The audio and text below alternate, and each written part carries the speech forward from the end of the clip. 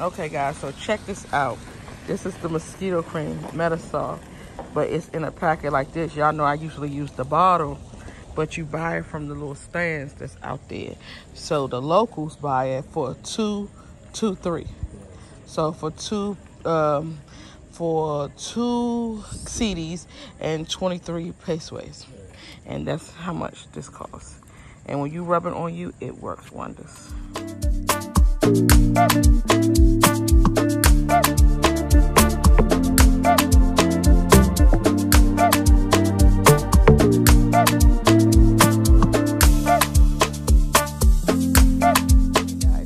Outside of Nana Grace School, Yes. Graceland School. Exactly. And this guy right here works here at the apartment for security. Exactly. And he's so nice, but he's Togolese. And y'all know I say Togo, these people are so freaking mean. But he's not one of the mean ones. Because his mother is Ghanaian. Yes. So maybe that helped. That toned it down a lot. But I wanted to say something about him. He's so peaceful, but I asked him, did he know what time the mall closed? And he said no, he never been there before. So what do your day consist of? You never been out to go see sights and go places. So what do you do during the day? Actually, I am Papa. When I close for security in the night, I went to my shop, Jim Babi Salon, and the day. So I don't have chance to went out. So when you go to the salon during the day, you stay there all day? Yes. And you never go have fun? Yes. You never go see people? I never go, and I'm not actually going out like that. You never see people? You know, I'm also praying. Oh, you praying? Yes. How many times? I'm already praying 3 times a day. So 3 times a day you pray. Yes. And so, do you think do your life seem boring? No. It doesn't seem boring? No. So you're at peace? Yes. With the same situation every day? Yes. And nothing else? Yes. What about a girlfriend? Do you ever think about, oh, I need some companionship? I never have. You never had a girlfriend before in your life? Yes. When I was school, I born one boy. Mm-hmm. I have one child. So since then, I know how. And you was in school? Yes. How old? Like 2028. 2020. 28. Oh, the boy is 28. Yes. And how old are you? Almost 15 years old. Okay, you was 28. Yeah. The boy is 15. So I'm almost 38. Oh, you're almost 38. Yeah, yes. Oh, 38. Because okay, I'm about to say, how the hell this math ain't mathing, but okay, I get it. So now the boy is 15. Yeah. So you was in school this time? Yeah. What school? I would think that is primary school. When I finished high primary school. school, yeah. So you was still in high school? Yes. When you had him. Oh wow. That you had him, but older though. That you was still in high school. Or was you in college? You was in college. Yes. At the time. Yes. Okay, so you did school, but you still feel like you just want to live a regular, peaceful life where you don't do nothing but just go to work and go home. Go to work and go home. And so you don't think you ever will get a girlfriend? Because I never have money to have a girlfriend. Oh, let's talk about it.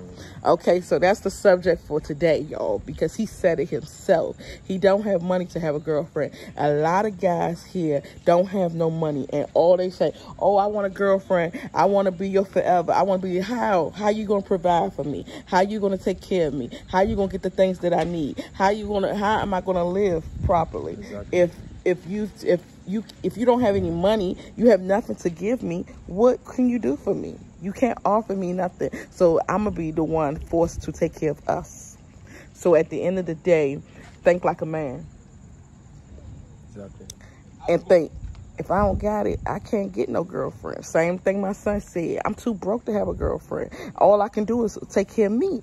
And I could barely do that. So what I need a girlfriend for? So if women feel like, oh, even though you say you don't want a girlfriend, I'll be your girlfriend anyway, even though you can't take care of me, and we'll build together and we'll do this together, then yeah, I can understand that. But you just going out there looking for a girlfriend, hey, can you be my girlfriend? No, not until you get your weight up and get your money up. Get the bag and then go get a girlfriend, because you got to give something to her. And I met an Indian guy in the store, and he said he didn't have no kids, he didn't have no girlfriend, and he was a virgin, and he was 32. And I said, why? He said, because I don't have nothing to provide for her. I said, but you have a job. He said, but I don't have enough. I'm going to have to take care of all my woman's needs, the house, the bills, everything. And I don't have enough to do that. And I got to make sure she can eat, that she got clothes, that she can survive, that she had this. And he said, I don't have that. So therefore, I can't have a girlfriend. And I was like, whoa, I was blown away. So yeah, you got to get your weight up, get your money up, get yourself together, and then you go seek a girlfriend.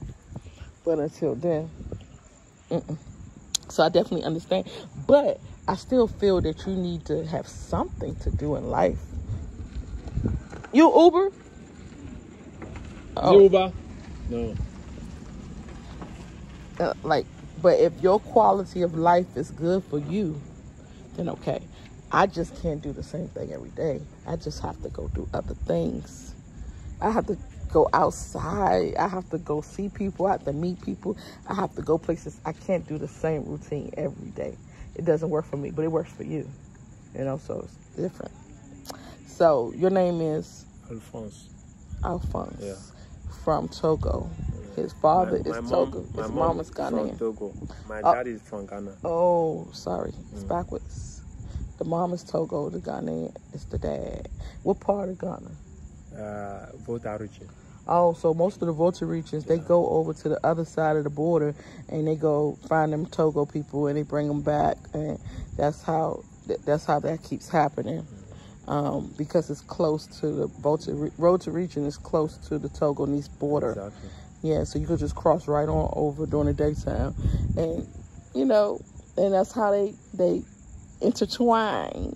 Yeah, so you'll see a lot of Togolese people with Volta people. The Volta people speak Airway. You speak Airway? Exactly, yes. He speak Airway as well, but he also speak his language from his country, which is Togo. And what's the language? French? Yeah, I can speak French also. He can speak French because they was colonized by the French. But yes. But what other language you speak? I'm speaking Airway. And what else? Airway. That's it? Yes. So he speak French, English, and Airway. And that's it. That's all. But no Tree. Yes. You speak Tree? No, I don't speak. He don't speak Tree. And he doesn't get out enough to mingle with the people to learn the language.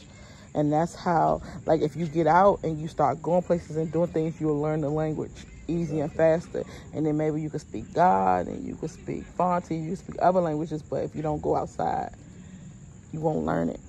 And then if you don't use it, you will lose it. Yeah, so I am on my way to the mall, and the mosquitoes. Yes.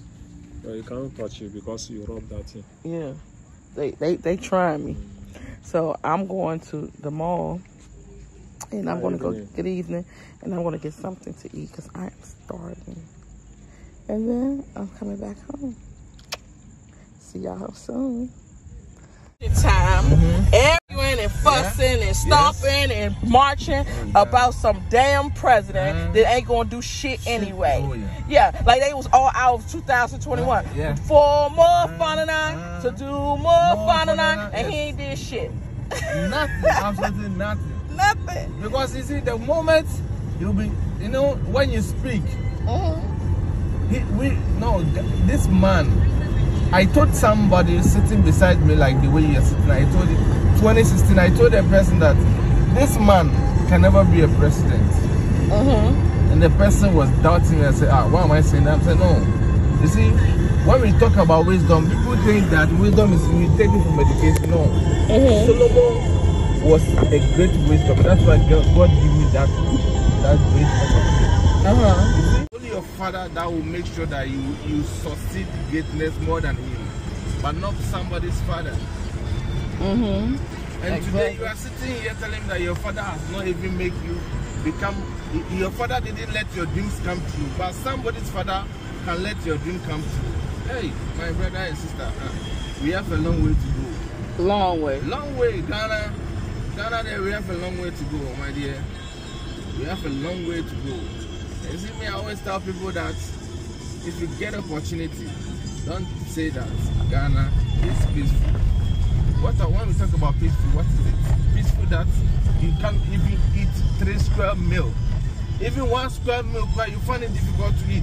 Yes. You can't buy clothes when you are sick and you don't have money. You have to die because you cannot afford the hospital bills. Exactly. When you are hungry, there's no way that you can go and find something to eat. And you call this, we talk. Just talk plenty. But we don't act. So when you see somebody sitting on the platform, on the social media and be bragging about Ghana, we don't fight. We can talk and insult somebody. But when I see the person, I'll still go and smile with the person. That's what they do to me. They do the same thing to me. Talk and threat and all this shit. But the moment they see you, it seems that they haven't even said anything about it. That is Ghana for you. Now look at how Kenya they have spoiled, they have damaged their parliament house. Oh really? No. No, I didn't see. Oh, then go online and check. Kenya. Oh my God. Their parliament house, they have spoiled it. They have spoiled everything over there. Oh wow. Check. Damn. I didn't know. It's going on. All the African countries now, Togo, they are no more in. So I am here eating KFC, and when I tell y'all the milkshake is so different, it's weaker. So we used to a lot of sugar, a lot of sweetness, and the different preservatives they put in food. So we got to get really used to eating here. It's a bit different. And the food tastes fresher too. But I was talking to Kimberly yesterday about people moving here. If you have teenagers, I would not suggest uprooting your teenagers from Ghana. Your teenagers will kill themselves. They be so damn depressed. You got little ones that's 5, 6, 7, 8 years old, maybe. They can do it. But them teenagers already past enough. They'll be so culture shocked. They'll be like, what you bring us into, mama? You don't love us. You don't love us for real. They'll be through with your ass. But I'm about to leave. I can't stay here long. That's not.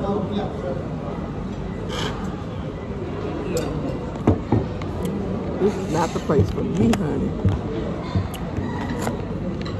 So, I got a chicken wrap. Yeah, I think I'm supposed to open it like this. I haven't even been eating bread, but it's not much to eat here. Because I was eating trying to eat like the locals, eating some damn fish stew or something I was eating. The way that shit tasted, oh my God, it was the worst. And not only that, I was throwing up, coughing, everything. I thought I was going to die. So I said, let me get what I'm used to. I'm a chicken wrap. Hey y'all. I'm gonna just do this mukbang. Hey y'all.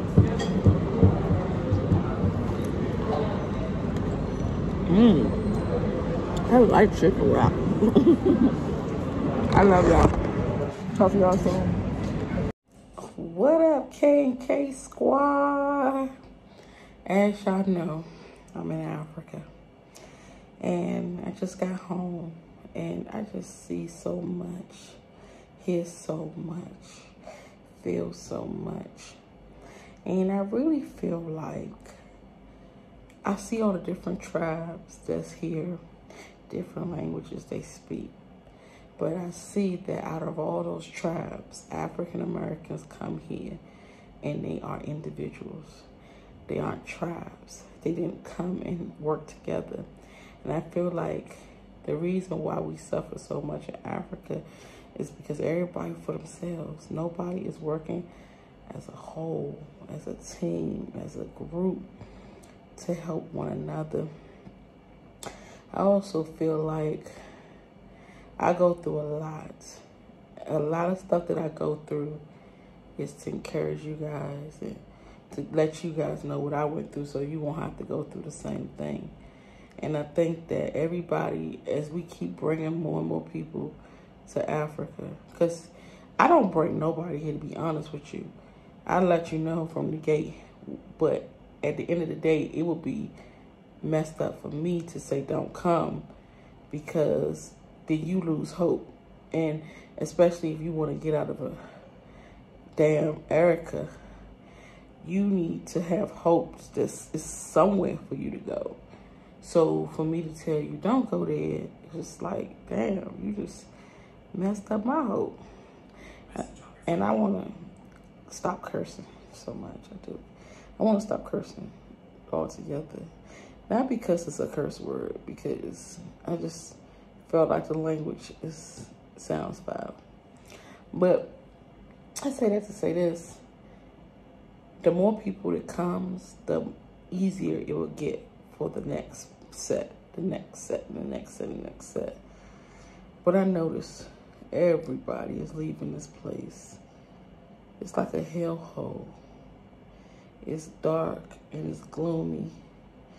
It's hopeless for real. And then when you hear, you're just like, what's next? If all of us could come, that would be amazing, but that's not gonna happen.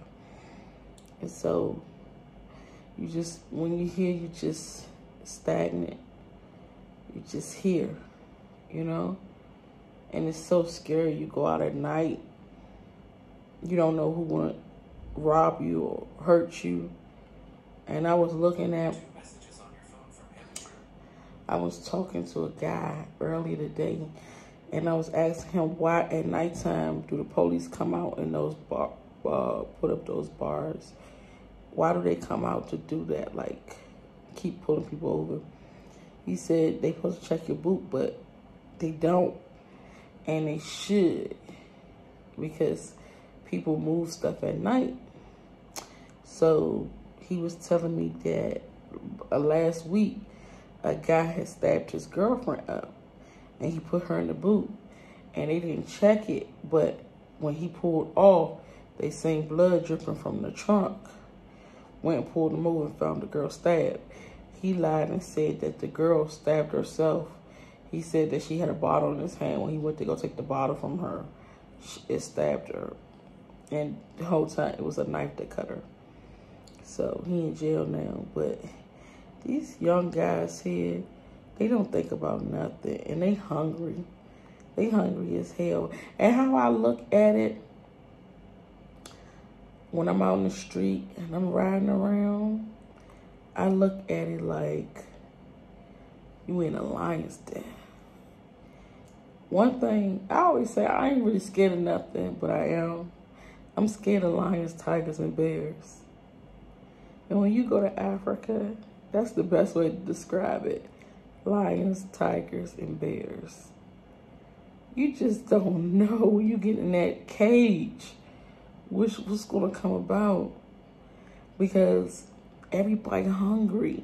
And you know, if you think about back home, you think about Chicago, Detroit, St. Louis, D.C., Maryland, Virginia, Alabama, no, not Alabama, Memphis, Tennessee, Atlanta, Georgia.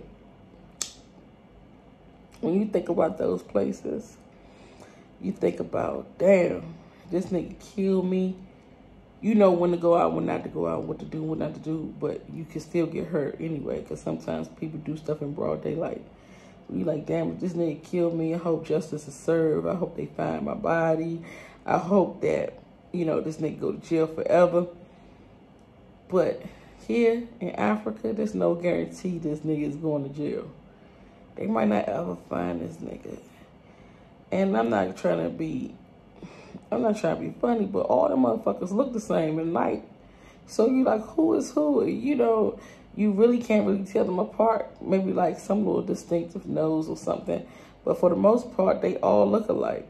I noticed that America's like the only country where you can't really identify you can identify the person because everybody has a different unique look. But like if you go to Kenya, all Kenyans look alike. When you go to these West African countries, you can tell that even if they don't open their mouth, you can mostly tell where they from. They all look the same to me. So it's like it's possible for somebody to do something to you, unalive you, and leave your ass somewhere hanging, and nobody ever finds the body, nobody ever gives a fuck. Oh, my bad. Nobody ever cares. And then they might not ever catch the guy who did it. I just be thinking, like, you in a danger zone in Africa. And they be talking about how it's safe and you should feel safe. But again, let me go back to the point I was trying to make about all the states. When you in those states, you know how dangerous it is, right? How dangerous things are, right? So imagine when they take welfare away, they take food stamps away, they take the TANF away, they take Social Security away, they take Section 8 away, they take WIC away. Imagine how them young guys they gonna go crazy. They not gonna know what to do, how to act. They gonna be hungry. They gonna see their mothers hungry, their baby mothers hungry, their kids hungry. And they just gonna like go off. And they got access to weapons. So they gonna go crazy. So I think like the only thing that really keeps America safe, because America's not safe, but the only thing that really keeps it at bay is the fact that we got systems in place and we helping. Because imagine if America didn't have those systems. You know how somebody act when they hungry. So now you over in Africa and everybody in Africa hungry. And you come over here and you styling. You got nice shades on. You got nice jewelry. You got nice clothes. You eating good. You at restaurants. And they outside hungry. It's like you're a target. What do guys do when they hungry? So it's like you sitting duck. You really sitting duck. You in a lion's den. And they hungry. All the lions around you are hungry. But they say it's safe. Like, even if you just think about that, you just sit and you just think about that part. You know? Just sit and think about that part. You in a lion's den. And all the lions around you hungry. And not to mention you're a newcomer. Let's mention that it looks different. You look different. You smell different. They're like, dang, I'm hungry. They're gonna say, I want that different meat. I ain't never had that before. That's a good analogy, you know? That's what Africa is like. When the lion's den and you new meat. Smell good meat. Look like good meat. And then when you over here, you like, dang, I gotta get out of this place. Cause this, like, you sitting duck in a place like this.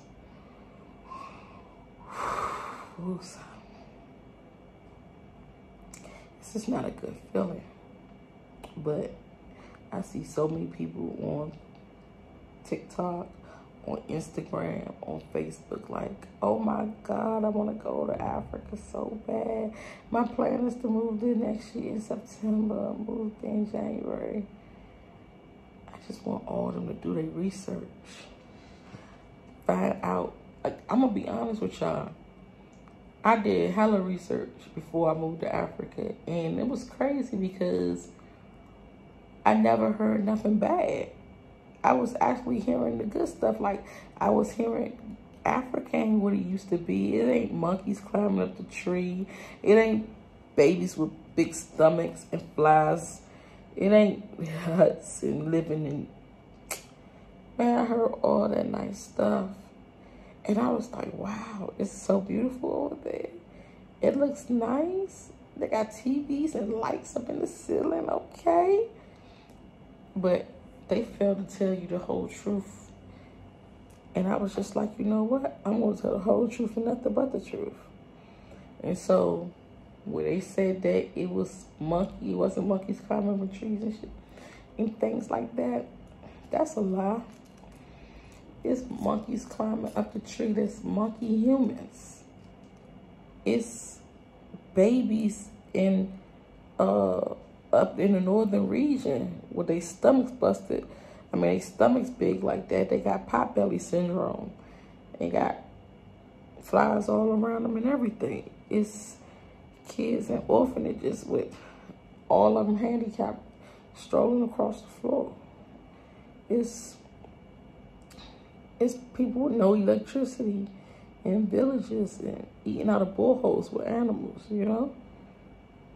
So I was just like, although they do have nice places, even those places are cute on the outside, cute on the inside, but infrastructure-wise, no. It's not no good. You would get in there, toilets stopping up, sink overflowing. You don't got no garbage disposal. All types of stuff. And then you be like, dang, internet keep going off every 5 minutes. You can't do no work. You be like, dad, they didn't even tell me all this. You know? Then you try to do business. You can't do business online. I don't know how many times my internet went out today. And I'm just like, I'm so frustrated. I got money to make.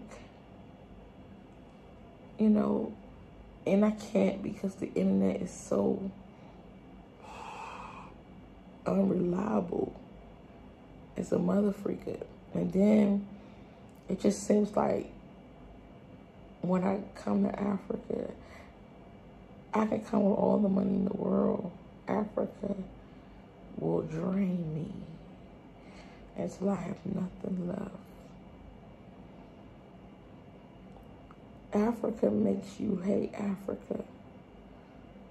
Africa don't have no love for nobody, bruh. I swear. It's like that mother freaker is not to play. It's hard. It's really, truly hard. And to talk to people and they tell me the stuff they going through here, it's a sad, sad situation. And I hate that people have to go through the stuff they go through. I was talking to a guy today in the Uber, and he was telling me about how people encourage people to move here, but they don't tell them what's really going on here. And they say, oh, it's a beautiful country. But he was like, what's beautiful about the country when you can't even find nothing to eat? Sometimes I just want to cry because I see so many people hurting, so many people starving, so many people going through it. And then I be questioning, like, damn, if it's a true and living God, like, why are these people suffering like this? It's just so hard. Then even like when you go outside and the kids is coming up to you and they hungry, it's pathetic. And I remember the little boy told me yesterday, I gave him $20 I gave him, and he told me that, he hadn't ate in a week. And he was so sick. And he out there in that heat. And I don't think, like, people really care. Like, when they come over here, they just come over here to make sure they straight. They come over there with that, like, individual mindset. Like, I'm just worried about me. And I'm like, if you have a heart and you go outside, you will see this is hell. This is truly hell.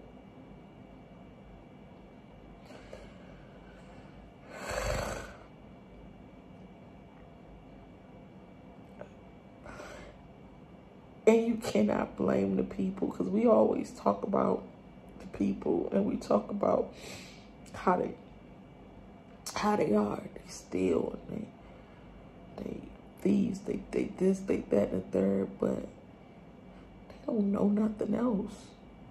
They don't know no better. I remember when I was little and my mom was sick. I was about 6 years old. And I had ate for a couple days. And so my grandmother was an old, mean white lady. Very nasty, disrespectful ass lady. Excuse my language. She was very disrespectful. And she hated me. She hated me because I was black. She hated the black around my neck. And she used to always say that. And she told my mother that she didn't even want me living there. And my papa had a boyfriend. My mother, you know, she was going through her illness, and her and her boyfriend was together. And she was just like, you can leave the other kids, but take the black one with you. And I don't really truly care that she did this to me. Like, I'm basically over it, but my grandmother didn't want to feed me. So it was times where I was starved. And so my grandmother told my brother to go to the store. And she liked him better than me. Even though we got the same father, she liked him better than me because he was light-skinned like my mother. But I had got a little darker. I was a tad bit darker. And I don't know. Like, I truly don't know. I do know, but I don't know truly why I got the bad end of everything. Like, I don't know. But when I was young, I remember her telling him to go to the store. And I was like, what she send you to the store for? And he was like, a newspaper and coffee and something for herself. And I said, well, Dad, are we going to ever eat? Like, is she going to ever feed us? And then my mother not being home. So I'm like, what's going to happen about us? And he was like, man, I don't even know. I go to my friend Antoine's house, so I'm good. So I was like, but I'm not. And then my little brother, I had to take care of him. And he went to school. And he went to an after-school program. So they made sure he was good. And then he didn't eat much either anyway. So I was just like, but I'm not. I'm hungry. So I went with him to the store. And I told him I was just going to walk with him. And when I went to the store, I seen all the snacks. I seen all the food. And I was just like, damn, we ain't eating. And you got all this stuff sitting right here. That's unfair for that stuff to go sit right there and go to waste. Or I don't know if it's going to waste. Excuse me, y'all. I got something in my eye. I said, I don't know if it's going to waste, but I'm a kid, and I'm just like, I see all these snacks and stuff, so I'm just going to take it because I'm hungry. So I started putting the snacks in my shirt and in my pants. Now, I could have stole one snack, but I was thinking about, okay, what about later? Or what about tomorrow when I get hungry again? Or what about my little brother? So I stole multiple. And then when we got outside, It was a guy. He said, I seen your sister in there stealing those candies and cupcakes and snacks. He said, you put her up to it. And he was like, no, I didn't even know. And he said, you're going to go to jail because I'm an undercover police officer. Now, I don't know if he was an undercover police officer or he was lying. But he said, I want you to take all them snacks back in the store and apologize. And he told my brother he was going to lock him up. And so as soon as my brother got home, my brother called my mother and told my mother that I was in the store stealing. Message on your phone. And I know I was wrong for stealing, but I was hungry. So what do you do when you're hungry? And then you have people that don't know no better. Like, because I knew better, but I didn't at the same time. I didn't know that I could get caught. I didn't know the consequences. I just knew I wasn't supposed to do it. And then some people do it thinking that nothing's going to happen anyway, you know? So what happens here when you got these kids, these young teenage boys that's hungry? They don't think they can get caught, especially when they know the outs and ins and the roundabouts and how to go through different villages and run and stuff like that and get away and hide and blend in and all that. And they don't think they can get caught. What are they going to do? You know? What tragic steps do they take? And then the crazy part about it is they don't think. They don't think past the first thought. The first thought might be stab her. But then they gonna say, damn, so what I'm gonna do with the body next? Or what I'm gonna do once everybody come out and there's blood on the floor? They don't think past that part. So they just think the first part, the first thought, and they'll go with that.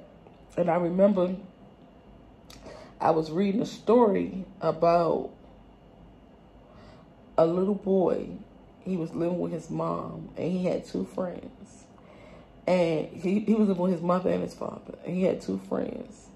And his two friends used to come over every day and play with him. They grew up together. And the little boy was about 9 to 10 years old. And I vividly remember this. So if y'all can help me out with this story, because y'all probably heard the story too, then chime in the comment section. Oh, and then if you're new to my channel, like, comment, and subscribe. This channel is about traveling to Africa and beyond, moving abroad, parenthood, vlogs, and adapting to life in itself and fashion. So please subscribe to my channel. But I know it's late in the channel. It's 23 minutes in and I'm just saying that, but sorry.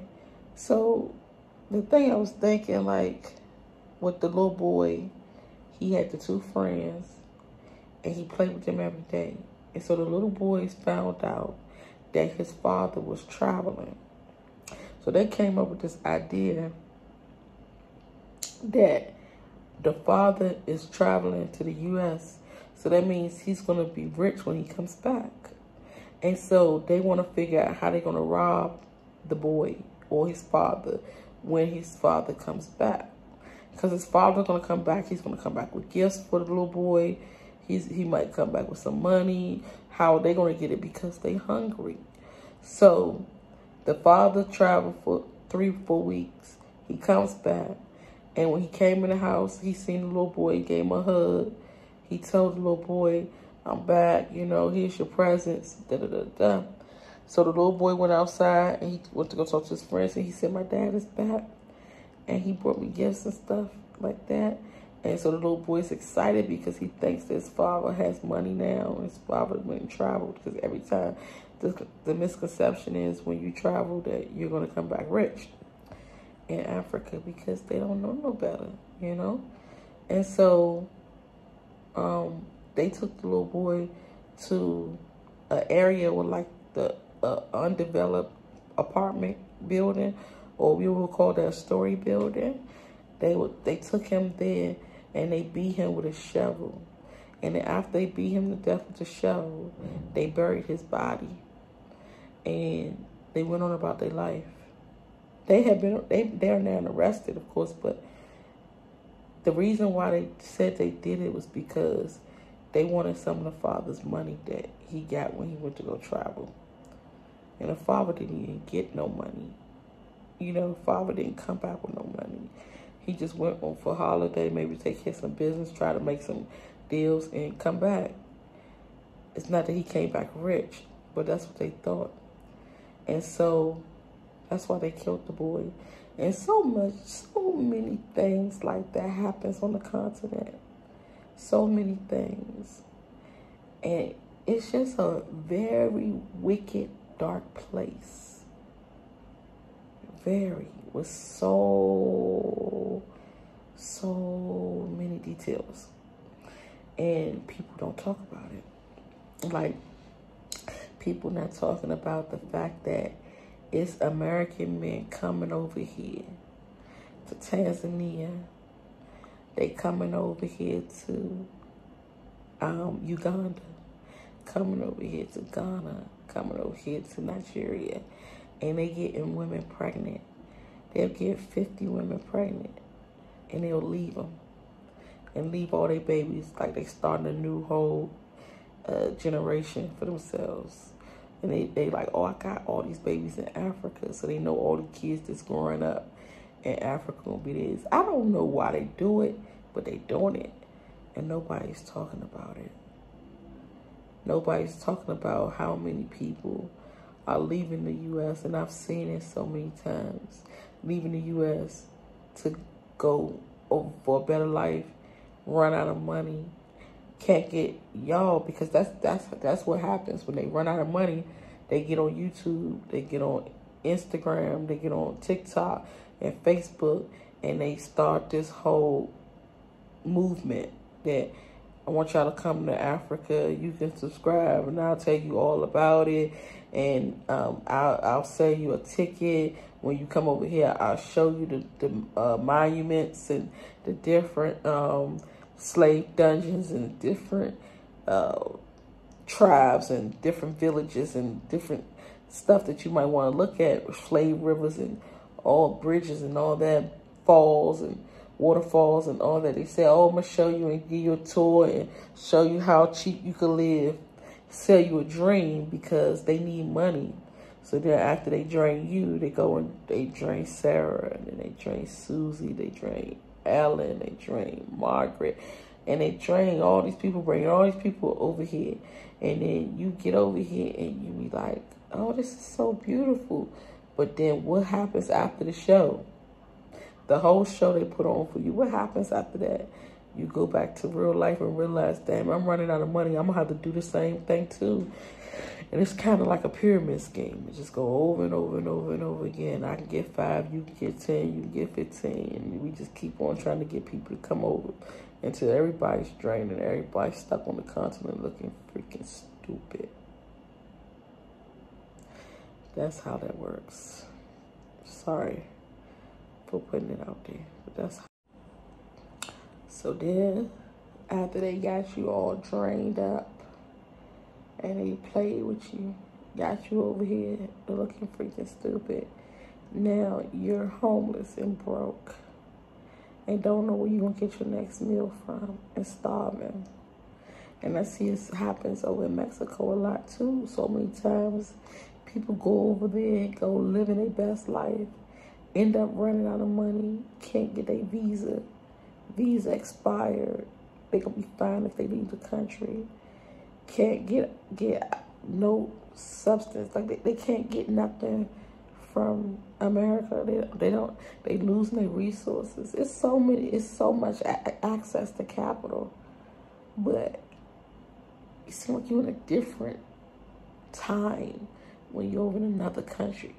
You can't hit it. It's not readily accessible like it is if you was in the States to get to the money.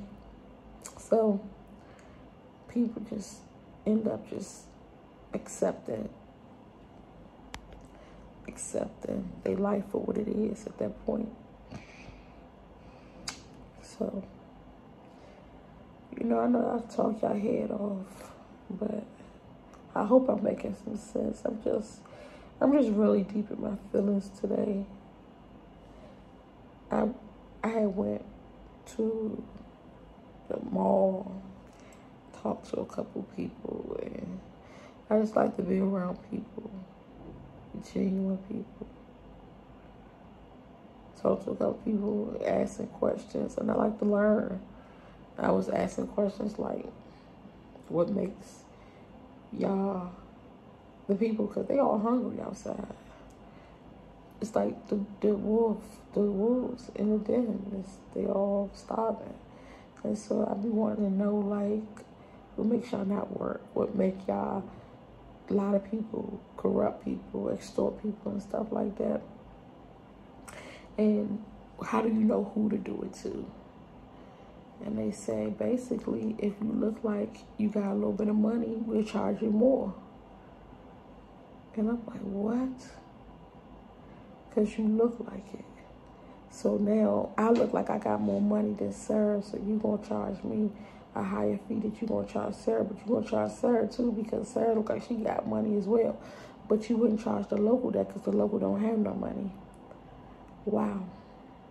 So I was just like, you know what? It's just so crazy. I go outside and I learn so much. But going outside, it reminds me like of a horror movie. You know how in the horror movies, I really don't watch them too much, but I watched a lot of The Walking Dead. You know that the monsters or whatever those things is, you know what I'm talking about. Those things don't come outside during the daytime. They come outside at night. So during the daytime, you gotta go outside and get all the information, get all the food, gather all the resources, everything that you need, so you can come back in at night, close all the curtains. Oh, I thought I heard them. Close all the curtains and don't let them know that you in here, so they won't mess with you at night. And that's what kind of puts me in the mind of, in Africa, you go outside during the daytime, get as much information as you can, all the resources, everything that you can, and close yourself in at night, because those things come out at night. And they hungry. And they need fresh meat.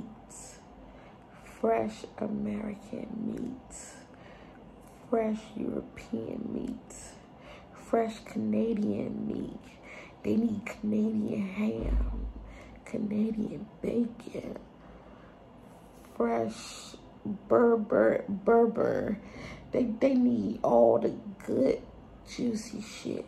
And they looking and they hunting for it. I'm sorry, y'all, but y'all know it's like, okay, on this channel, we keep it real over here. So maybe we might say some things that might bluster some people. We might say some things that might make a little people upset. But at the end of the day, it's real. It's real. So, you know, when you come over here, you're going to hear the real, hardcore, raw truth. I can't sugarcoat it for you. I cannot sugarcoat it for you. But I can tell you one thing. You can come over here to visit. Come over here to visit, have fun, go see all the different, what would you call it? Historical sites or whatever have you. Maybe for a week, 2 max. Go back home. Because be that as it may, you come over here for longer than that, you're going to start seeing some things that's going to make it hard to smile in the future. I'm telling you. And it's some things that I can't say. It's some things that I just won't say. Not because I don't want to tell y'all. It's because of my own safety. That I can say it once I'm not in the den anymore. But right now, I'm inside the cage with the wolves and the tigers and the bears. And once I escape, then I can blow the whistle. Ooh, I blow the whistle. So I don't be wanting to snitch. I just be wanting to look out for my people, that's all. I'm not Jaguar right. I'm just not like telling all the, or am I? I don't know. That's a good one. I don't know, y'all. I just want to let y'all know what's truly happening on the continent. Everybody is leaving for a reason. This is not a game over here. It's depressing. It's stressful. It's hurtful. It's hardcore. I don't even know what to say. I don't even know the name for it. I just know it's dark and it's gloomy. It's miserable. And it ain't for the weak. You gotta be strong. You gotta be faithful. You gotta be able to overcome adversity. You gotta be hungry too. Damn. You gotta be hungry too.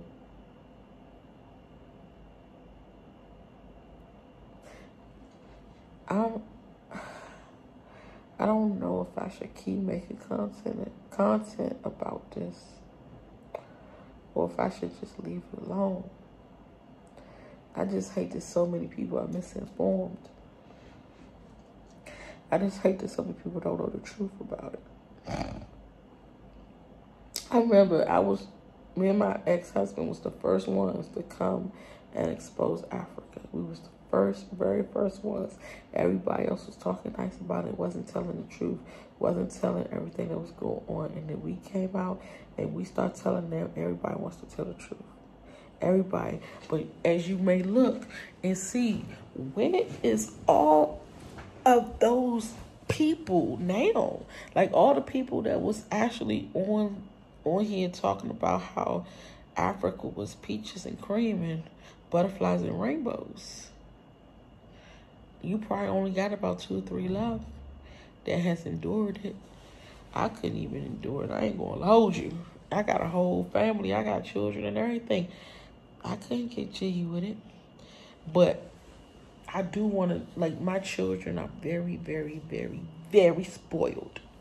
They're very spoiled. And they don't appreciate the things that they do have. So I do want to show them a part of this. That things can get real hard and real bad. And I do want to show them that so they can start appreciating and valuing what they have. So I said, you know what? I'm going to bring them here for maybe like a month or so. Had them go to school. So, but the only thing about that is I don't want to leave them alone in school with somebody because they do a lot of poisoning. I don't want nobody to poison my kids. Give them some cookies or some candy and say, everybody's eating. It's okay. You know, because that stuff do happen. That stuff do happen. I don't know what I'm going to do, but I got to make sure by all means that they are safe. And I can't really say that we are safe in Africa. I don't know where that came from, but everybody be saying it. Oh, Africa's safe. I feel more safer in Africa than I do in America, which Africa is not a country, but I'm just saying Africa because there's so many countries and they all the same thing you gotta go through. Is all of it's the same, bruh. Don't let nobody tell you it's not. All these African countries, they all the same. All on the same status, same stuff. All they want to steal, kill, destroy, all that same thing. It's all the same. So that's why I just say Africa, okay? People going to chew me up in the concert, but hold up, my country, I live in Egypt, and Egypt ain't like that. Girl, but Egypt got his devils too. All these countries do. See, America trash. Mexico is trash too. It's just tolerable trash that I could deal with. That I haven't really experienced nothing, you know, that I couldn't handle. But there's no place for us, really. But I'm gonna just go ahead and end this whole video situation, and I probably go to sleep because I'm not depressed. Like, I don't really get depressed. I don't suffer from depression or nothing, but being here just makes me feel a little ill. And then the fact that I gotta keep taking this freaking malaria pills. I'm not even used to taking medicine. And now like when you get on the continent, a lot of these countries have mosquitoes like crazy that bite you and give you diseases and stuff. I don't know. Y'all, I don't know. I'm just gonna take these pills. Probably watch a little movie or something. Watch some, do some studying about other places that I want to visit. And call it a night. So, I see y'all later, squad. I would tell y'all to pray for me, but I don't know who y'all praying to anyway. I don't know, just y'all, just send some positive vibes my way, please. I love y'all, and I see y'all at the top.